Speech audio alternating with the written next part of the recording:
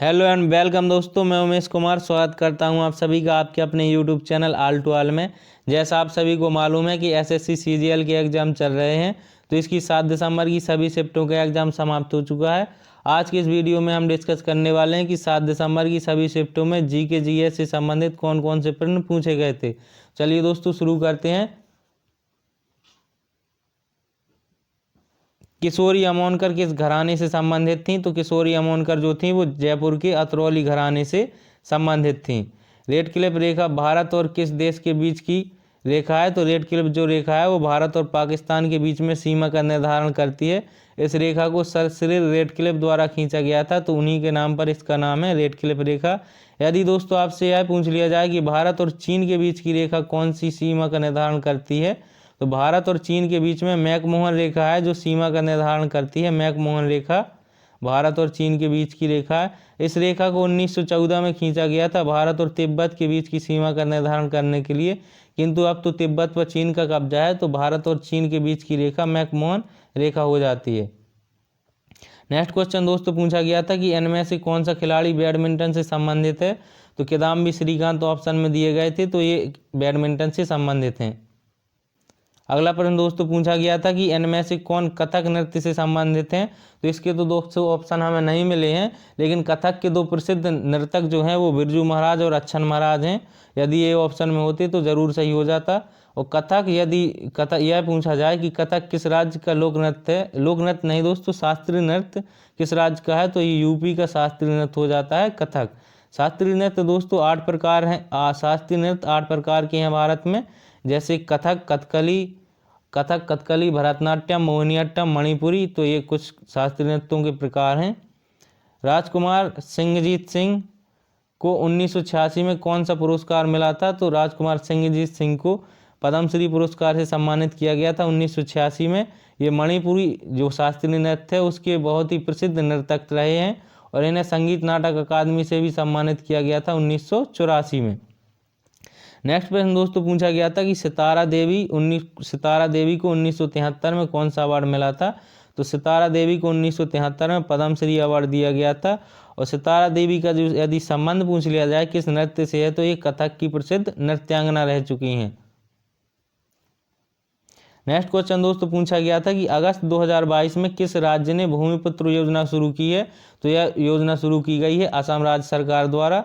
असम के सीएम हेमंत बिस्व शर्मा ने इस योजना को शुरू किया है, और इस योजना के माध्यम से डिजिटल जाति प्रमाण पत्र जारी किए जाएंगे। नेक्स्ट क्वेश्चन दोस्तों पूछा गया था कि world para athletics grand prix 2022 कहाँ आयोजित किया गया था? तो ये मोरक्को में आयोजित किया गया था। और दोस्तों यदि आपसे यह प्रश्न पूछ लिया जाए कि भारत ने इसमें कितने मेडल जीते हैं, तो भारत द्वारा इसमें 19 मेडल जीते गए हैं, जिनमें से 8 गोल्ड मेडल हैं, सिल्वर मेडल भी 8 हैं और ब्रॉन्ज मेडल 3 हैं। दोस्तों प्रश्न यह भी पूछा जा सकता है कि देवेंद्र झांझरिया द्वारा इसमें कौन सा मेडल जीता गया है? तो देवेंद्र झांझरिया द्वारा इसमें सिल्वर मेडल को जीता गया है। विश्व भारती विश्वविद्यालय की स्थापना किसने की थी? तो विश्व भारती विश्वविद्यालय की स्थापना रविंद्रनाथ टैगोर द्वारा 1921 में की गई थी। शांति निकेतन नामक स्थान पर इस विश्वविद्यालय की स्थापना की गई थी। अगला प्रश्न दोस्तों पूछा गया था कि अम्ल नीले लिटमस को किस रंग में बदल देता है? तो अम्ल जो होता है दोस्तों वो नीले लिटमस को लाल लिटमस में बदल देता है। और यदि दोस्तों यह पूछा जाए कि क्षार जो है वो लाल लिटमस को किस लिटमस में बदल देता है, तो क्षार लाल लिटमस को नीला कर देता है, और अम्ल जो होता है वो अम्ल नीले लिटमस को लाल कर देता है, और क्षार लाल लिटमस को नीला कर देता है। यदि दोस्तों आपसे यह पूछा जाए कि हम पहचान कैसे करेंगे कि यह अम्ल है या क्षार है, तो जिस भी द्रव का पीएच मान 7 होता है तो वह उदासीन होता है। तो जल का जो पीएच मान होता है वो 7 होता है, तो जल एक प्रकार से उदासीन होता है, ना तो अम्ल ना क्षार। 7 से जिसका ज़्यादा पीएच मान होता है उसमें क्षारीय गुण होता है, और 7 से कम जिसका पीएच मान होता है उसमें अम्लीय गुण होते हैं। नेक्स्ट प्रश्न दोस्तों आपसे पूछा गया था कि समाचार मुद्रण क्षेत्र किसके अधिकार में आता है? तो समाचार मुद्रण क्षेत्र जो है वो प्रिंटिंग इंडस्ट्री के अंतर्गत आता है। 1950 से 1990 की अवधि के दौरान भारत की जीडीपी में कृषि का योगदान क्या रहा है? तो प्रश्न यह पूछा गया था दोस्तों कि 1950 से 1990 के दौरान भारत की जीडीपी में जो कृषि का योगदान रहा है वो घट रहा है, बढ़ा है या स्थिर रहा है। तो 1950 में कृषि का जीडीपी में योगदान बहुत अधिक था, जबकि 1990 में थोड़ा ये कम होता आया है, तो ये घटा गया है, पहले की तुलना में घटा है। और कृषि यदि यह पूछा जाए आपसे कि कृषि कौन सा माध्यम है, तो प्रथम माध्यम प्राथमिक माध्यम है कृषि, द्वितीयक माध्यम में दोस्तों सेवाएं आ जाती हैं, और द्वितीयक माध्यम में दोस्तों खनिज और विनिर्माण आता है, और तृतीयक माध्यम में सेवाएं आ जाती हैं। पिघले हुए लावा या मैग्मा से बनने वाली चट्टान को क्या कहते हैं? तो पिघले हुए लावा या मैग्मा से बनने वाली चट्टान को आग्नेय चट्टान कहा जाता है। देखिए दोस्तों, चट्टानों के कई प्रकार होते हैं, जैसे आग्नेय चट्टान, अवसादी चट्टान, परतदार चट्टान। तो ये चट्टानें कई प्रकार की होती हैं, लेकिन पिघले हुए लावा और मैग्मा से बनने वाली चट्टान को आग्नेय चट्टान कहा जाता है। नेक्स्ट प्रश्न दोस्तों पूछा गया था कि भारतीय संविधान के अनुसार कार्यपालिका का प्रमुख कौन होता है? तो भारतीय संविधान के अनुसार कार्यपालिका का जो प्रमुख होता है वो राष्ट्रपति होता है, और भारतीय संविधान में राष्ट्रपति की जो अवधारणा ली गई है वो अमेरिका के संविधान से ली गई है। राष्ट्रपति की अवधारणा को अमेरिका के संविधान से लिया गया है। यदि दोस्तों आपसे यह पूछा जाए कि भारत का एक राष्ट्रपति होगा, या कौन सा अनुच्छेद कहता है, तो अनुच्छेद 52 के तहत भारत का एक राष्ट्रपति होगा, और अनुच्छेद 53A के तहत वो कार्यपालिका का प्रमुख होगा। नेक्स्ट प्रश्न था दोस्तों कि शिक्षा का मौलिक अधिकार किस अनुच्छेद में है? तो शिक्षा का मौलिक अधिकार जो है वो अनुच्छेद 21A में है, और ये अनुच्छेद 21A को 86 में संविधान संशोधन द्वारा सन 2002 में जोड़ा गया था। 6 से 14 वर्ष के बच्चों को शिक्षा का मौलिक अधिकार प्रदान है। 6 से 14 वर्ष के बच्चों को निःशुल्क शिक्षा प्रदान की जाएगी। नेक्स्ट प्रश्न था दोस्तों कि अवध की सहायक संधि किस वर्ष हुई थी? तो अवध की जो सहायक संधि हुई थी वो 1801 में हुई थी। यदि दोस्तों आपसे यह पूछ लिया जाए कि सहायक संधि की शुरुआत किसने की थी, तो सहायक संधि की शुरुआत करने वाला जो लॉर्ड था, यानी कि गवर्नर जनरल, वो वेलेजली था। सहायक संधि दोस्तों वास्तव में शुरू की गई थी डुप्ले द्वारा, किंतु डुप्ले यहाँ रह नहीं पाया, वो अंग्रेजों से हार कर वापस उसे बुला लिया गया था फ्रांस में, तो उसकी जो नीति थी वो फेमस नहीं हो पाई। उसके बाद वेलेजली ने इस नीति को आगे बढ़ाया, तो इस नीति को वेलेजली से ही रिलेटेड करके पढ़ा जाता है अब कि वेलेजली ने सहायक संधि की शुरुआत की थी। किस आंदोलन में सरोजिनी नायडू ने महात्मा गांधी से महिलाओं को शामिल करने का आग्रह किया था? तो ये था नमक सत्याग्रह में सरोजिनी नायडू ने महात्मा गांधी से आग्रह किया था कि महिलाओं को भी इसमें शामिल किया जाए। नमक सत्याग्रह दोस्तों साबरमती आश्रम से चालू किया गया था इसे, और ये 12 मार्च 1930 से 6 अप्रैल 1930 तक चला था। दोस्तों दांडी मार्च आपने सुना होगा, उसी को नमक सत्याग्रह के नाम से जाना जाता है, जिसमें गांधी जी के साथ 78 सहयोगी उनके साथ साथ चले थे, और उन्होंने 322 किलोमीटर की यात्रा करके नमक कानून को 6 अप्रैल 1930 को तोड़ दिया था। तो इसे नमक सत्याग्रह के नाम से जाना जाता है। नेक्स्ट क्वेश्चन था दोस्तों कि मई 2022 में CBSE के नए अध्यक्ष पद पर किसे नियुक्त किया गया है? तो CBSE के जो पुराने अध्यक्ष थे वो थे विनोद जोशी, उनके स्थान पर निधि छिब्बर को इसका CBSE का अध्यक्ष बनाया गया है। नेक्स्ट प्रश्न था दोस्तों कि हाल ही में चुनाव आयोग के उपचुनाव आयुक्त के रूप में किसे नियुक्त किया गया है? तो चुनाव आयोग के जो उपचुनाव आयुक्त के रूप में नियुक्त किए गए हैं वो नियुक्त किए गए हैं अजय भादु। समूह 13 की किस तत्व का गलनांक 303 केल्विन है? तो समूह 13 के गैलियम जो तत्व है उसका गलनांक जो होता है वो 303 केल्विन होता है। नेक्स्ट प्रश्न था दोस्तों कि जब कार्बन डाइऑक्साइड गैस को कैल्शियम हाइड्रोक्साइड के जलीय विलयन से गुजारा जाता है तो कौन सा उत्पाद मिलता है? तो उत्पाद मिलता है हमें कैल्शियम का, ये CO2 गैस है, वो ये कैल्शियम हाइड्रोक्साइड का विलयन है। क्रिया कराने पर हमें CaCO3 यानी कि कैल्शियम कार्बोनेट मिलता है, और साथ में जल मिलता है। तो कैल्शियम कार्बोनेट यदि ऑप्शन में होता तो यह प्रश्न सही हो जाता, या ऑप्शन सही करते आप। देखिए दोस्तों एक प्रश्न लॉयल का एंटोनिम पूछा गया था। लॉयल का एंटोनिम, तो लॉयल का एंटोनिम जो होता है वो फेथलेस, अनडिपेंडेबल, अनफेथफुल, ये लॉयल के एंटोनिम होते हैं। नेक्स्ट क्वेश्चन रेवेस्ट का एंटोनिम पूछा गया था दोस्तों आपसे। रेवेस्ट का एंटोनिम, तो रेवेस्ट का जो एंटोनिम होता है वो होता है फिक्स्ड, रिपेयर्ड, इंटैक्ट, प्रोटेक्टेड और सोबर। नेक्स्ट क्वेश्चन था दोस्तों कि वाणिज्य और व्यापार की दृष्टि से सबसे व्यस्त महासागर कौन सा है। तो वाणिज्य और व्यापार की दृष्टि से सबसे व्यस्त जो महासागर है वो है अटलांटिक महासागर। नेक्स्ट क्वेश्चन था दोस्तों कि शेरशाह सूरी द्वारा कौन सी सड़क बनवाई गई थी। तो शेरशाह सूरी द्वारा ग्रैंड ट्रंक रोड को बनवाया गया था और इसने शेरशाह सूरी ने ही पाटलिपुत्र को जो कि मौर्यों के समय में इसकी स्थापना की गई थी पाटलिपुत्र का नाम बदल करके शेरशाह सूरी ने पटना कर दिया था और इसी ने ग्रैंड ट्रंक रोड को बनवाया था। शेरशाह सूरी दोस्तों एक योग्य शासक था, उसी ने अपने समय में कबूलियत और पट्टा प्रथा को चालू किया था। सबसे पहले उसने हुमायूं को 2 युद्ध हराए थे, एक 1539 का चौसा का युद्ध और 1540 का कन्नौज या बिलग्राम का युद्ध। और शेरशाह सूरी की जो मृत्यु थी दोस्तों वो 1540 में राजा बना था और 1545 में उसकी मृत्यु हो गई थी। कालिंजर अभियान के दौरान इसकी मृत्यु हो गई थी। इसका दोस्तों जो उत्तराधिकारी था वो था इस्लाम शाह, वो भी एक योग्य शासक था। इस्लाम शाह की मृत्यु के बाद से सूरी वंश में कोई भी योग्य शासक नहीं हुआ और हुमायूं ने इस पर वापस से अपने साम्राज्य पर वापस से कब्जा कर लिया। लेड का दोस्तों आपसे परमाणु क्रमांक पूछा गया था। लेड का परमाणु क्रमांक जो होता है वो होता है 82। लेड को सीसा के नाम से भी जाना जाता है, सीसा। ये दोस्तों मिरर वाला सीसा नहीं है, ये एक सीसा मेटल होती है, वही उसी का आपसे पूछा गया था। और लेड का दोस्तों वो जो होता है सिंबल जो होता है वो पीबी होता है, इसे पीबी से डिनोट करते हैं लेड को। नेक्स्ट क्वेश्चन था दोस्तों किसी राज्य का नाम बदलने या सीमा का विस्तार करने की शक्ति किसके पास है। तो ये शक्ति जो है वो संसद के पास है, किसी राज्य का नाम बदलने या सीमा का विस्तार करने की। नेक्स्ट प्रश्न था दोस्तों कि किसी वस्तु की स्थिति में परिवर्तन की दूरी को क्या कहते हैं। तो किसी वस्तु की स्थिति में परिवर्तन की दूरी को विस्थापन कहा जाता है और विस्थापन जो होता है वो एक सदिश राशि होती है। समय के साथ किसी वस्तु की स्थिति में परिवर्तन की प्रक्रिया को क्या कहा जाता है।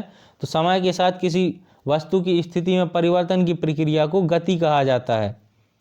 विद्युत धारा और आवेश का संबंध पूछा गया था दोस्तों। विद्युत धारा और आवेश में क्या संबंध होता है। तो विद्युत धारा और आवेश में जो संबंध होता है वो Q बराबर एक सूत्र होता है फिजिक्स का, Q बराबर I/T। तो यहाँ से ये I बराबर हो जाता है Q/T। तो I जो होता है वो विद्युत धारा, Q आवेश को निरूपित करता है और T जो होता है वो समय को प्रदर्शित करता है। तो विद्युत धारा और आवेश का संबंध जो होता है वो I बराबर Q/T, यह ऑप्शन में दिया गया था, तो यही सही था। नेक्स्ट प्रश्न दोस्तों आपसे पूछा गया था कि गंगा सागर मेला किस राज्य में लगता है। तो गंगा सागर मेला जो है वो पश्चिम बंगाल राज्य में लगता है।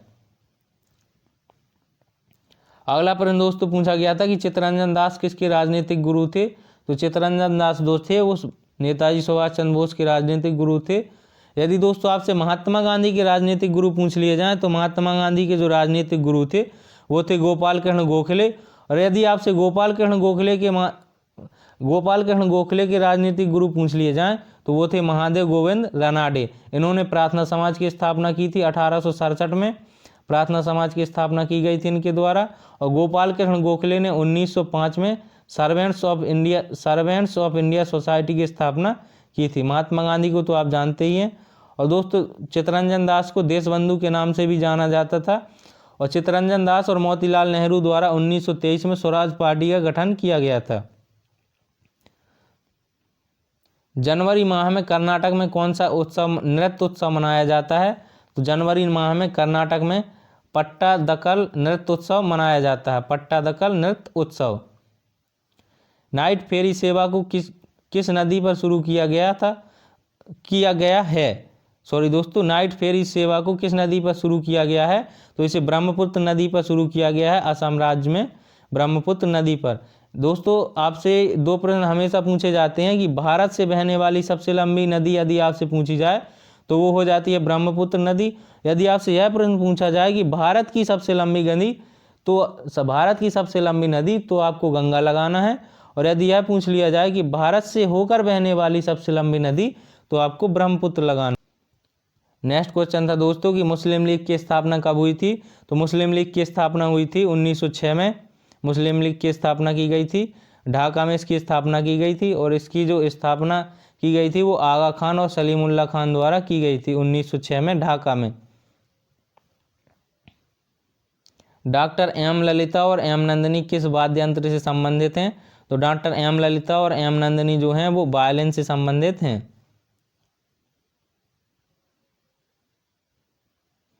नेक्स्ट प्रश्न था दोस्तों कि G20 सम्मेलन 2023 में भारत की तरफ से चीफ कोऑर्डिनेटर कौन है? तो G20 सम्मेलन 2023 में भारत की तरफ से चीफ कोऑर्डिनेटर जो हैं वो हर्षवर्धन श्रृंगला हैं, जो पिछले विदेश सचिव थे, वर्तमान में नहीं है। हर्षवर्धन श्रृंगला पिछले विदेश सचिव थे। तो ये G20 सम्मेलन 2023 में भारत की तरफ से चीफ कोऑर्डिनेटर हैं। और G20 सम्मेलन 2023 का जो आयोजन है वो नई दिल्ली में किया जाएगा। पहले इसे जम्मू कश्मीर में किया जाना था, किंतु अब इसे नई दिल्ली में किया जाएगा आयोजित।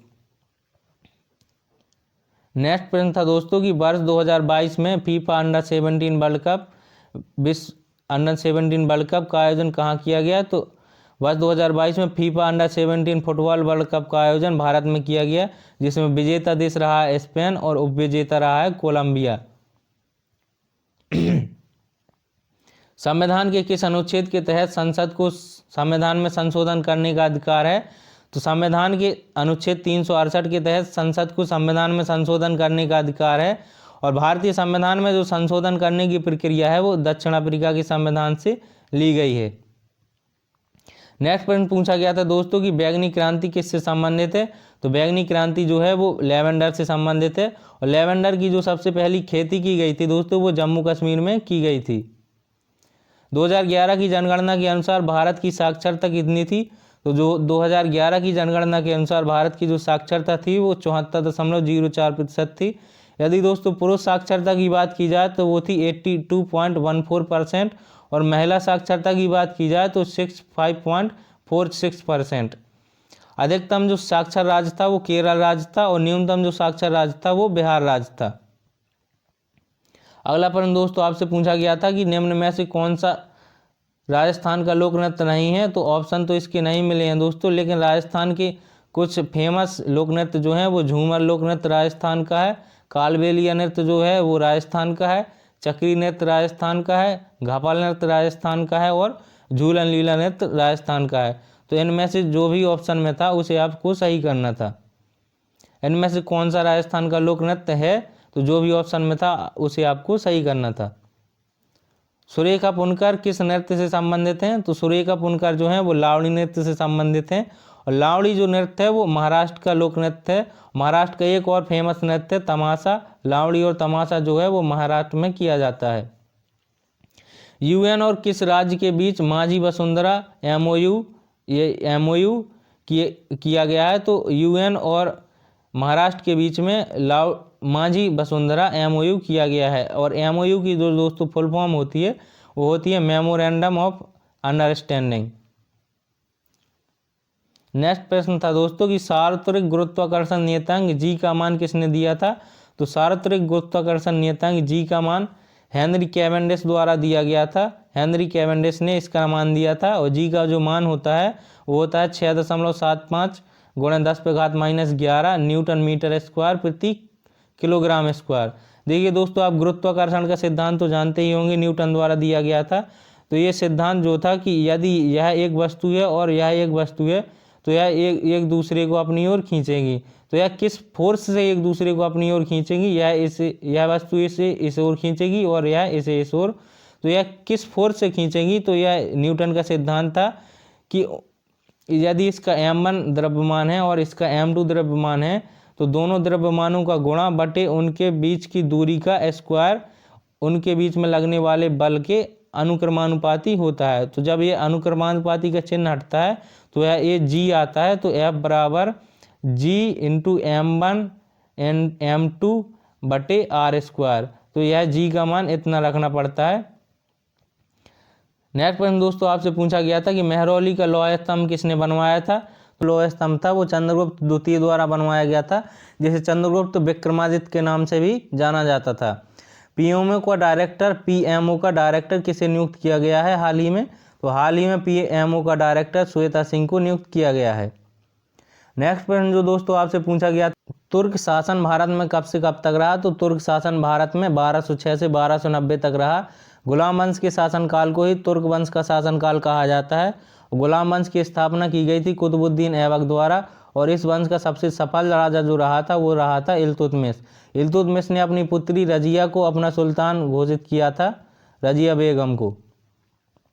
नेक्स्ट प्रश्न है दोस्तों, मौलिक अधिकार भारतीय संविधान में कौन से भाग में है? तो मौलिक अधिकार जो हैं वो भारतीय संविधान में भाग 3 में है। मौलिक अधिकार जो भारतीय संविधान में लिए गए हैं वो अमेरिका के संविधान से भारतीय संविधान में लिए गए हैं, अमेरिका के संविधान से। और मौलिक कर्तव्य अनुच्छेद 12 से अनुच्छेद 35 तक दिए गए हैं भारतीय संविधान में। यदि दोस्तों मौलिक कर्तव्यों की जगह यदि मौलिक कर्तव्यों की बात की जाए तो मौलिक कर्तव्य भारतीय संविधान में 51A के तहत हैं। 51A में मौलिक कर्तव्य हैं, और ये भारतीय संविधान के अनुच्छेद 4A में दिए गए हैं मौलिक कर्तव्य अनुच्छेद 51A के तहत। और मौलिक कर्तव्यों की संख्या जो है वो 11 है। मौलिक कर्तव्य भारतीय संविधान में रूस के संविधान से लिए गए थे।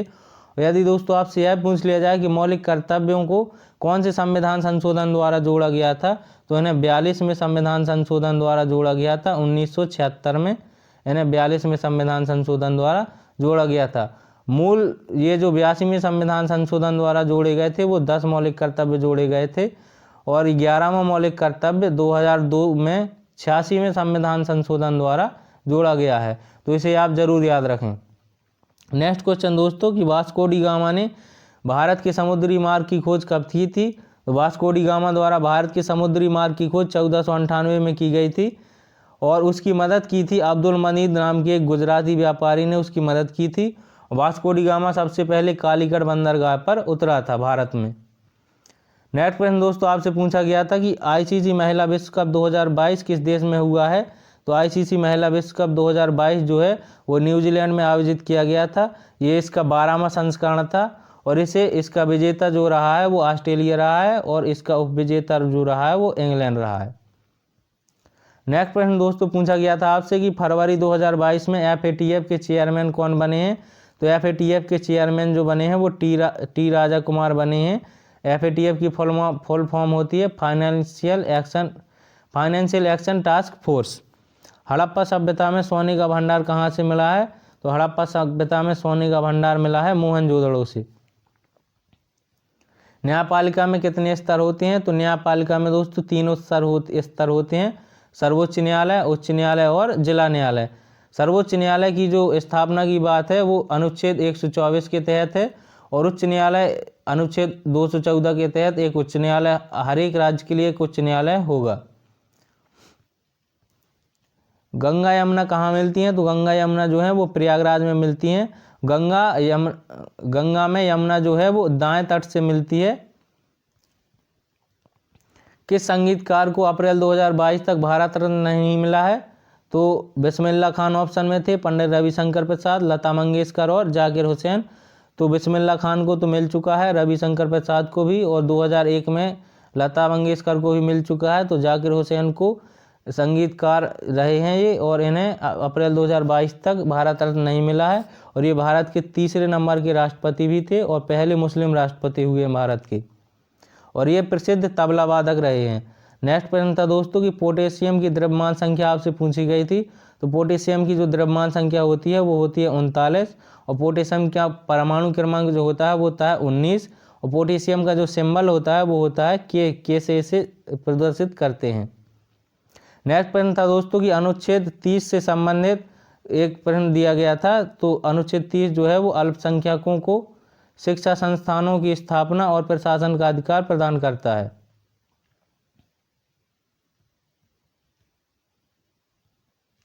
नेक्स्ट प्रश्न आपसे पूछा गया था कि इनमें से कौन सा नृत्य अनिवार्य रूप से एकल नृत्य है? तो मोहिनीअट्टम जो नृत्य है वो एकल नृत्य है, इसे अकेले ही किया जाता है, और मोहिनीअट्टम केरल राज्य का नृत्य है।